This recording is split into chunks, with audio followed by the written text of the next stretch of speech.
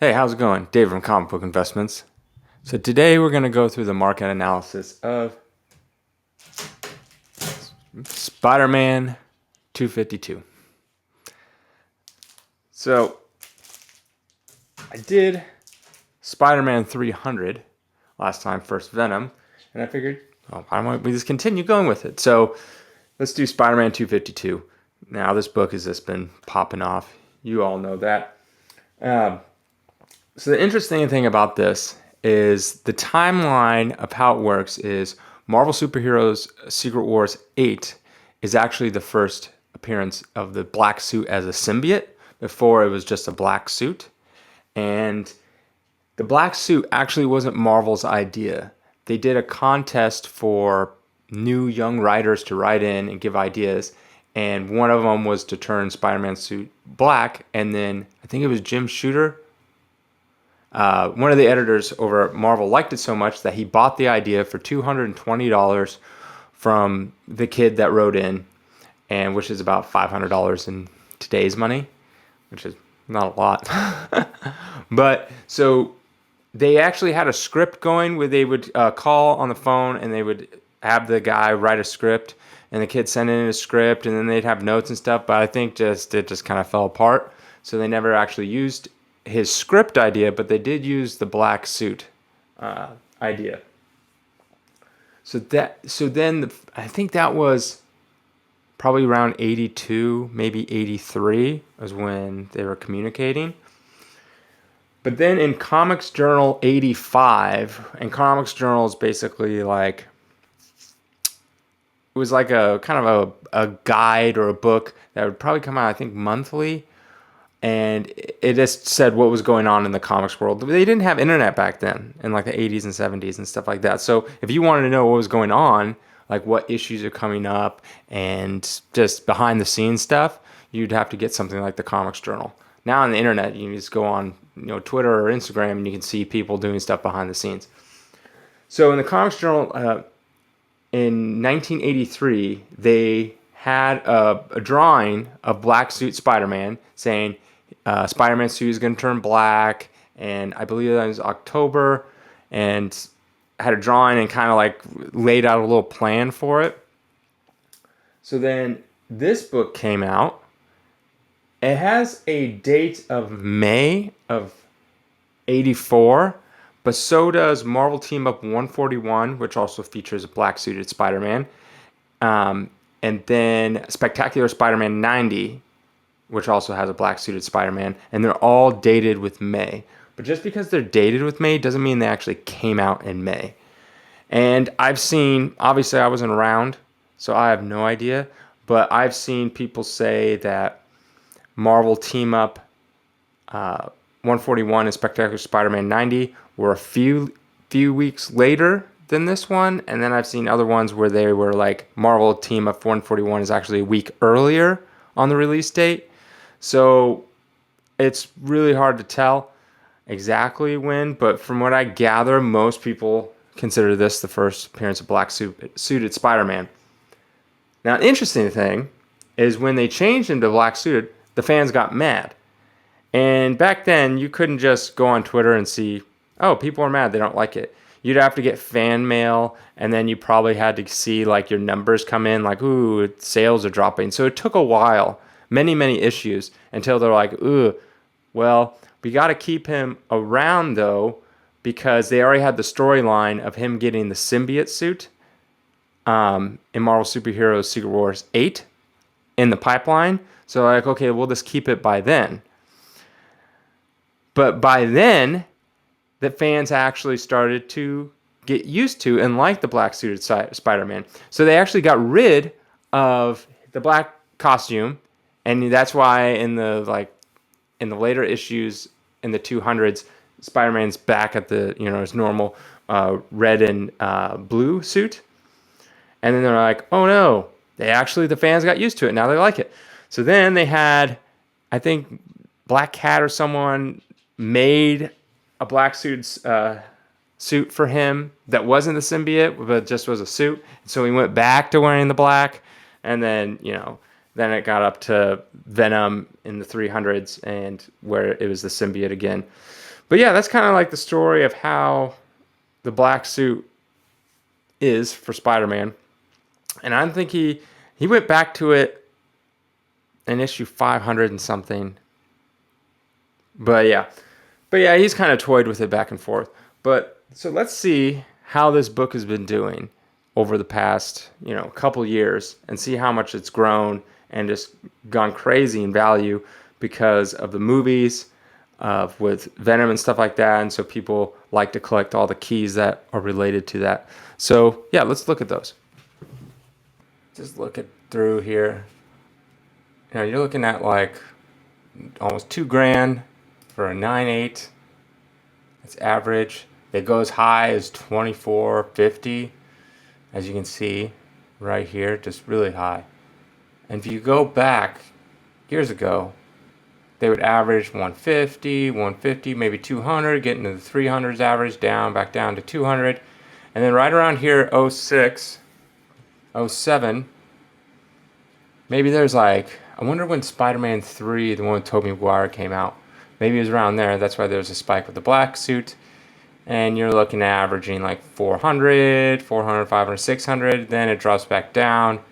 And then it just hit this plane of, $100, $200 for a long time. Look at that. Just it's slowly going up over here. But just right through here, 08 to 012, to 2012, it was just kind of hovering around $100 to $200 for a 9.8, and then picked up, then dropped down, and then bam, got this big burst.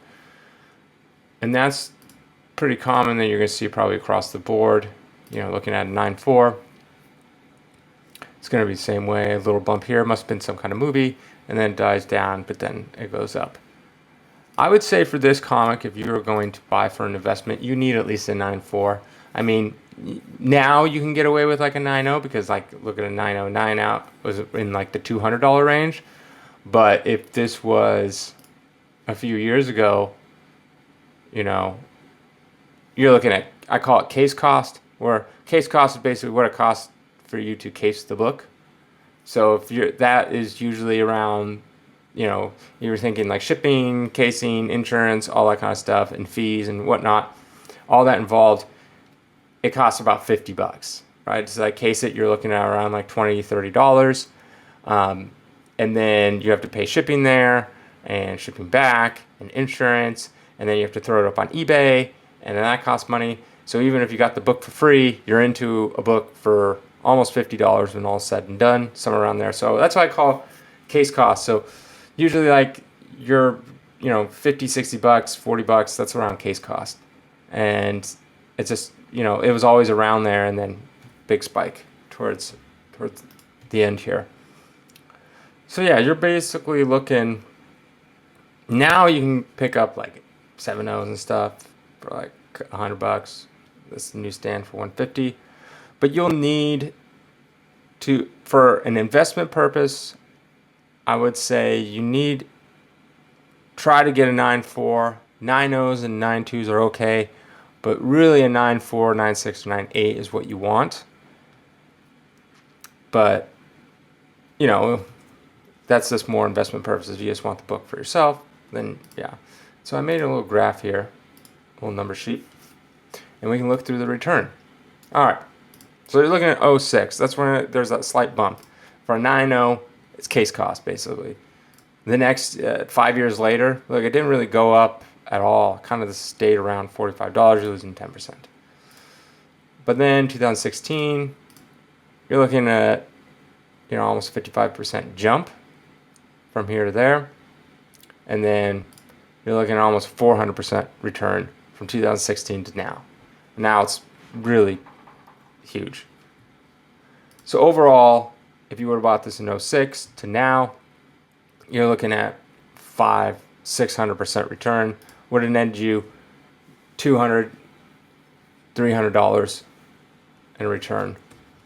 A 9.4, same thing, like a slight jump, drop down 14%, but then you got a 66% return, and then from here to there, 300% return, roughly around 500%. 340 would have got you. See, make less percent, but you still make actually a higher dollar amount. Now the 9/8, this is where things get interesting. $400 in 06. So I'm assuming there must have been like some kind of hype. And then it dropped down to average around 2011 was under $200. You lost 55% of your money in 5 years. But if you would have waited another 5 years, it's up 66%, but it's still lower than what it was in 06. After 10 years, you're still technically from here to here, you're under. But then in another 5 years, I can't believe it, almost $2,500 for a 9/8. That's like the top. Like they hover around probably $2,000 on average. You probably could get some a little higher than that, a little lower than that, if you're willing to get into auction and whatnot. But that's a 700% return from here to there. And in 15 years, you're looking at a 500% return. It's pretty common right here, about the same. But $2,000 in 15 years on a $400 investment. That's pretty good. It's not like, yeah, there's some stocks you could pick that done better, but there's also a lot of stocks you could pick that do worse and they're completely out of business. I mean, you could have been into Lehman Brothers and then that went to nothing. So, yeah, it's just kind of crazy. That's an interesting thing about comics that I think most people don't realize is no comic really goes to nothing. You can have a stock, a company, and they can make a lot of bad decisions or fraud, like Enron or something like that, and they could go down to zero. And you have no control over that. It could literally come out tomorrow that, Tesla's been, Elon Musk's been lying about all these numbers and everything like that, and this huge scandal comes out, and it could go down to like zero or something. I mean, or next to zero, and it just slowly fall if he's doing all this like scummy work and whatnot. Kind of like a Bernie Madoff type of thing, where it's like he's stealing money or something. I don't know, something really bad, right? It happened to Enron, and so it's not like impossible. But you could also have a company like Lehman Brothers, who was a decent company, and then the financial crash happened, and it went to zero. These have all been through the financial crashes. Maybe this one, not in particular from far long ago, but the recent one we had. But comics have survived all those. They never go to zero.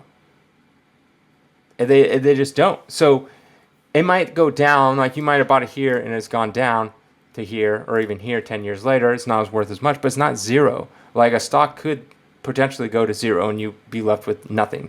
With comics, you're always left with something, right? Just it might be a smaller amount, but it's always something. So that's kind of interesting about this as an investment compared to like something like stocks that people say is the traditional best way. That's what I'm trying to do, is open people's eyes and have them realize that, there's other ways of investing, and comics is one of them, and it won't go to zero.